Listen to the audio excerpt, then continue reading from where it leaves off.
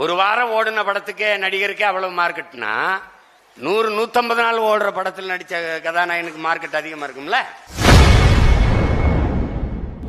நடிகரும் தமிழக வெற்றி கழகத்தின் தலைவருமான விஜயின் அரசியல் வருகையை நாம் தமிழர் கட்சி ஒருங்கிணைப்பாளர் சீமான் கடுமையாக விமர்சித்துள்ளார். தெரியாதா?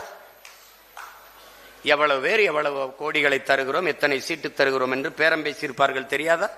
ஒரு விழுக்காடு 2 விழுக்காடு இருக்கிறவனுக்கு இவ்வளவு மார்க்கெட் இருக்குன்னா 8.22 விழுக்காடு இருக்கிறவனுக்கு எவ்வளவு மார்க்கெட் இருக்கும்? எவ்வளவு இருக்கும்? எவ்வளவு இருக்கும்? ஒரு வாரம் ஓடின படத்துக்கே நடிகருக்கே அவ்வளவு மார்க்கெட்னா 100-150 நாள் ஓடுற படத்தில் நடிச்ச கதாநாயகனுக்கு மார்க்கெட் அதிகமா இருக்கும்ல. அதுவும் சோலோ பெர்ஃபார்மன்ஸ், மற்றவங்க எல்லாம் சப்போர்ட்டிங் ஆர்டிஸ்ட் வச்சுட்டு அப்படிலாம் அப்படி கிடையாது. தமிழக அரசியல் வரலாற்றில் தனித்து நின்று அங்கீகாரம் பெற்ற கட்சி ஒன்னு ஐயா விஜயகாந்த் அவர்கள் தொடங்கிய கட்சி. அவர் கூட பல ஆண்டுகள் 40 ஆண்டுகள் நடித்து புகழ் பெற்று இருந்தார்.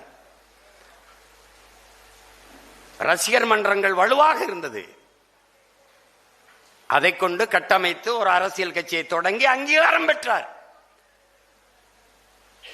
சீமானும் திரைப்படத்துறையில் இருந்தானே வந்தார். ஆனா கட்சி ஆரம்பிக்கும் போது ரசிகர்களை சந்திக்கவில்லை, தன் இன மக்களைத்தான் சந்தித்தார். இங்கே எல்லோரும் நடிகர்கள் வரும்போது ரசிகர்களை சந்திப்பார்கள். சீமான் என்கிற பிரபாகரன் மகன் தன் இன மக்களை சந்தித்தான். பெயரை உச்சரிக்க பயந்தார்கள்.